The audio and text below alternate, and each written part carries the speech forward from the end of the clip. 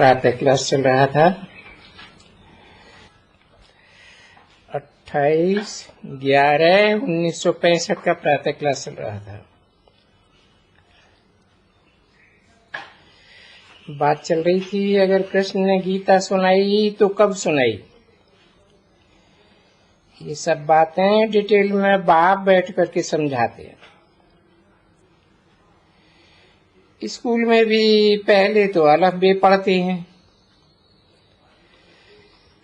फिर आहिस्ते आहिस्ते बड़ा इम्तिहान पास करते।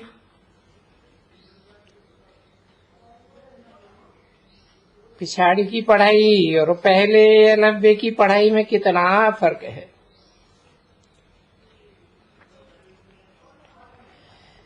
ये भी ऐसे है, जैसे जितना आगे समझाते थे उससे सहज भी समझाते हैं, इससे जास्ती और आगे समझाएंगे।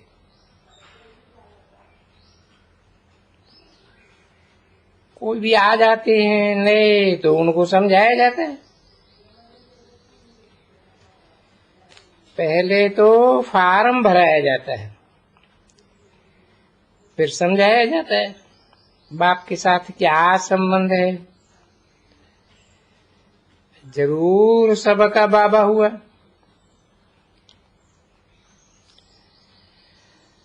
परंतु इन बातों को समझने वाले ही अच्छी रीति समझेंगे। जब तक हड्डी निश्चय हो कि बेहद के बाप से वर्षा लेना है। बाप स्वर्ग रचते हैं तो जरूर स्वर्ग का ही वर्षा देते हैं,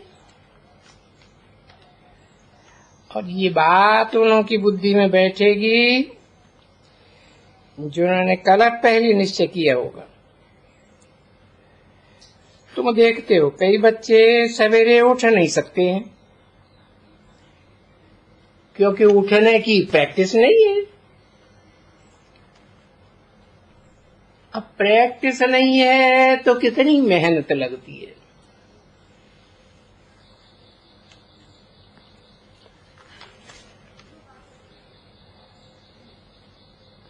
अट्ठाईस 11/1965 की प्रातः क्लास का 6ठा पेज चल रहा है।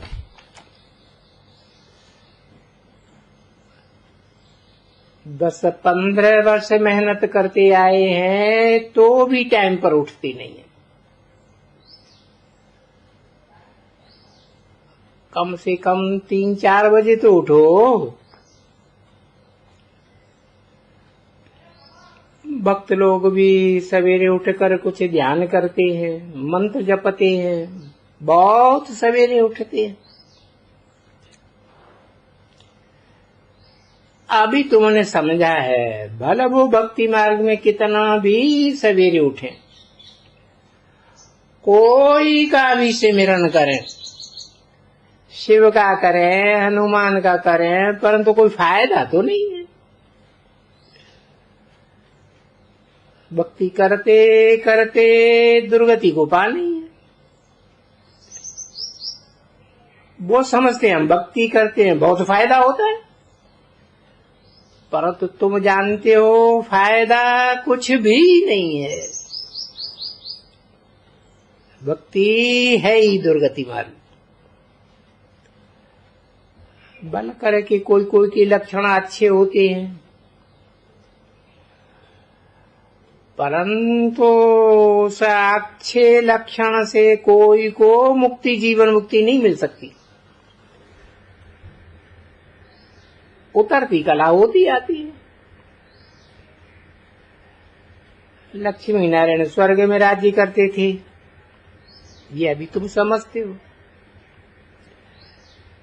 लक्ष्मी नारायण भी दूसरे तीसरे जन्म में नीचे आती जाएगी, उतरती कला होती जाएगी।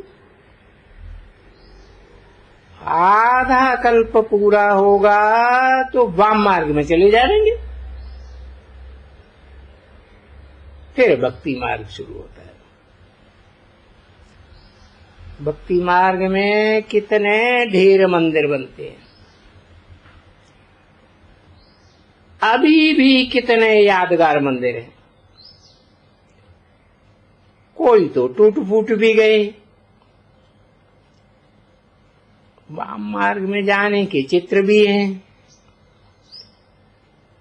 ड्रेस देवताओं की पड़ी है। वास्तव में ड्रेस उन्हों की अलग थी। पीछे ड्रेस बदल आई है। कोई की पाग कैसी, कोई की कैसी, कोई का ताज कैसा, सबका अलग अलग होता है। किन की ड्रेस कैसी होती है, किन की ड्रेस कैसी। ताज पहनने का भी अपना नमूना होता है।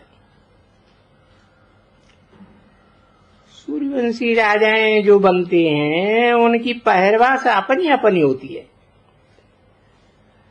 सबका एक जैसा हो नहीं सकता। ये फलाने की पगड़ी है, बाबा ने साक्षात्कार भी किया है। द्वारकाधीश का उनकी पगड़ी टेढ़ी है।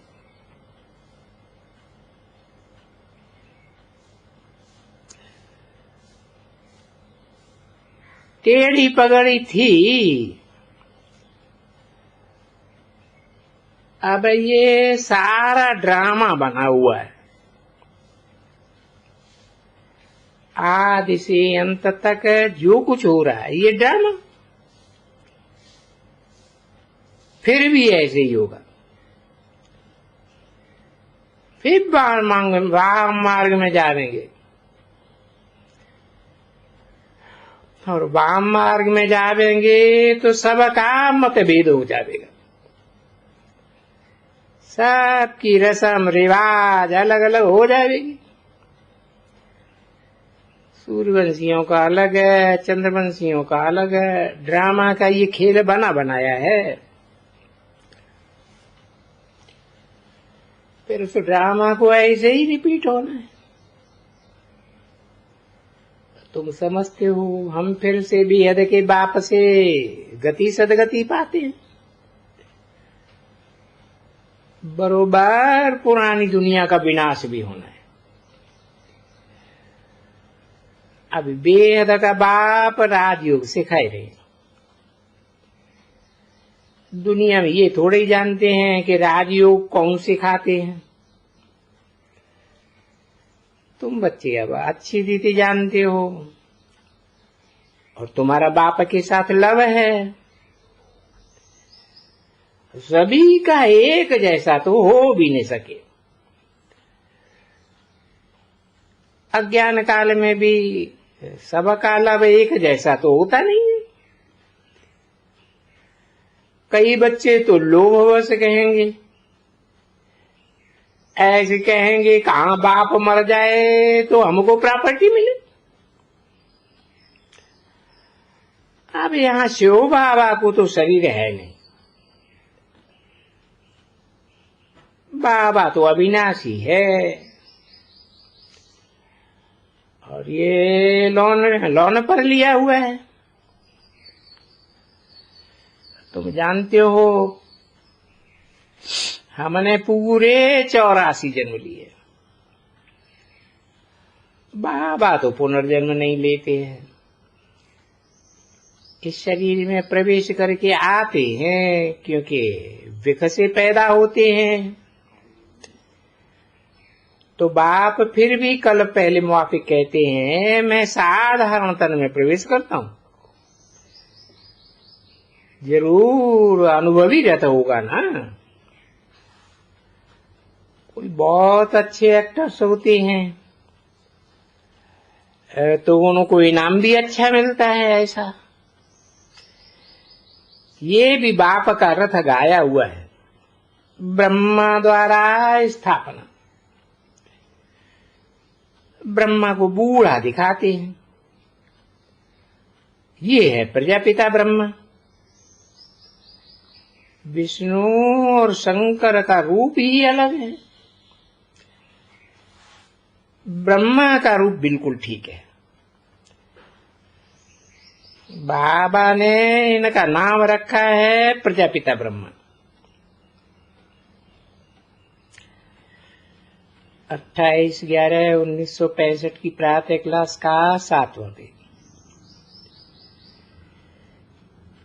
इस प्रजापिता ब्रह्मा ने पूरे 84 जन्म लिए। तुम भी कहेंगे हम सब ने 84 जन्म लिए। अब 84 जन्म पूरे हुए हैं। तब हम आत्माएं आप से पहले पहले आकर मिले। हमारी राजाई फिर से स्थापन हो रही है। समझाना भी पड़ता है, हे परमपिता परमात्मा, हे भगवान।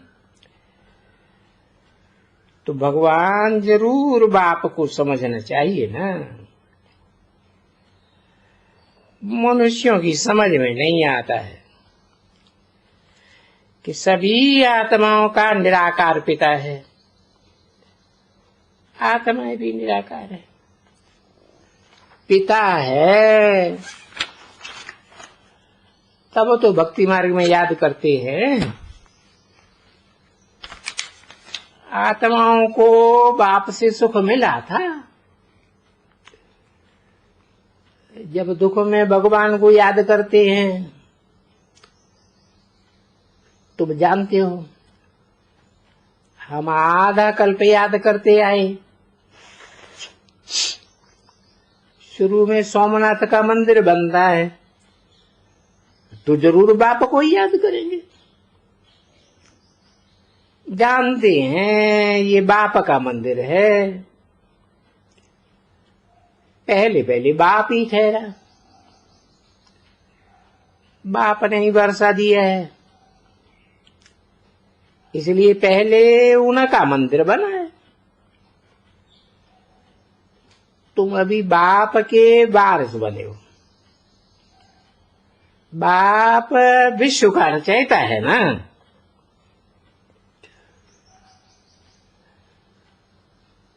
तुम जानते हो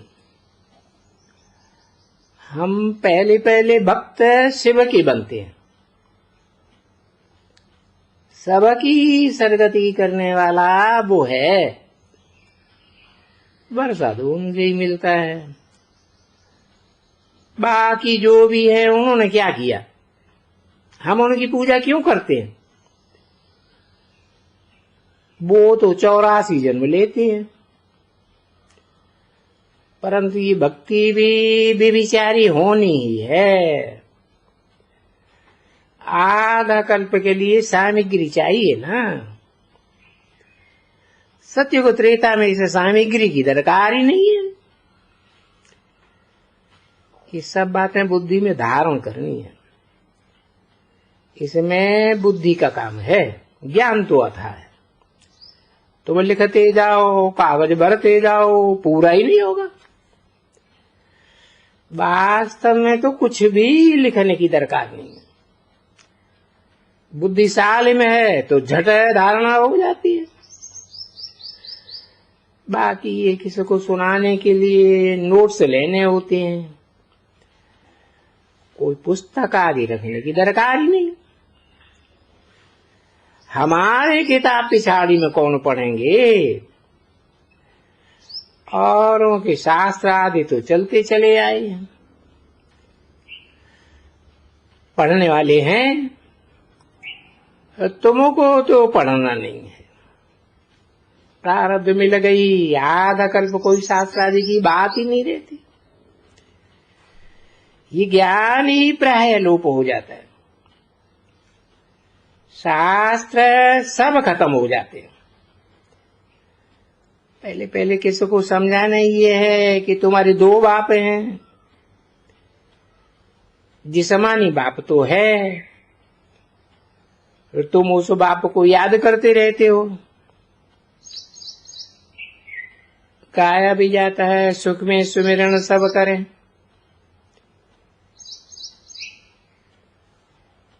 लेकिन ये गलत बात है। दुख में सुमिरन सब करें।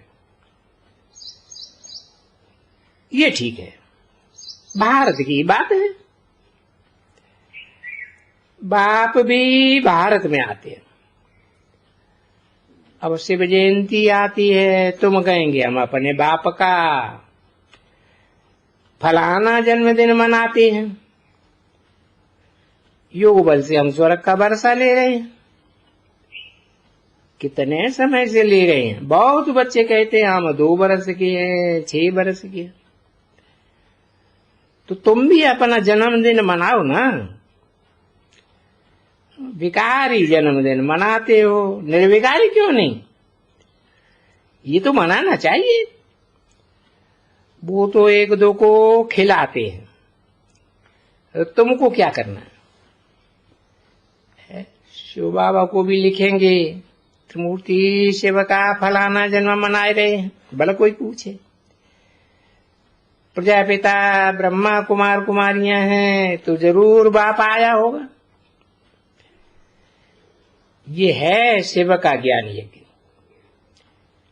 ब्राह्मण जरूर चाहिए। पहले ब्राह्मण बनाते हैं। ब्रह्मा कहां से आया? ब्रह्मा को अडॉप्ट किया। जैसे स्त्री को अडॉप्ट किया जाता है, फिर बच्चे पैदा होते हैं। मैंने भी इनको अडॉप्ट किया है। इनके मुख कमल से तुमको रचता हूं। माता चाहिए ना, तो इनको अडॉप्ट किया। बाप भी स्त्री को अडॉप्ट करते हैं, तो पहले पहले बाप का परिचय देना। जरूर बाप संगम पर आया होगा, तब तो वर्षा देंगे।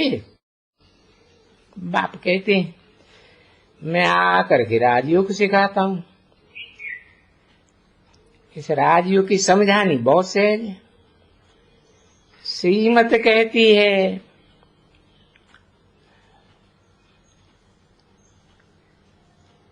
मनमना भव,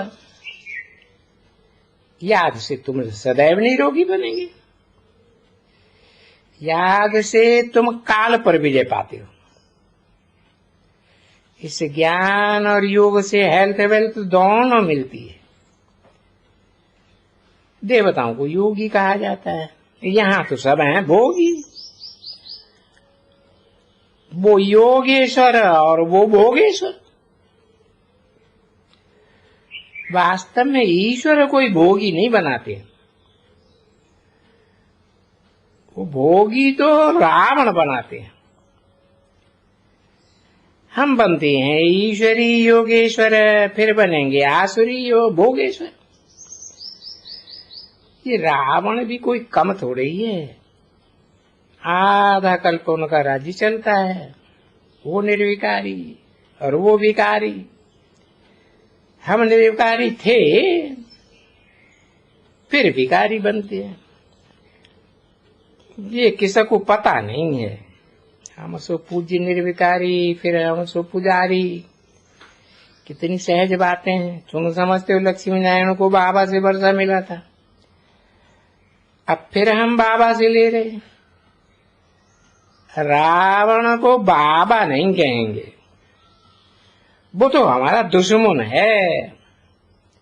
हमारा वर्षा छीन लेते हैं। अच्छा, गुड मॉर्निंग।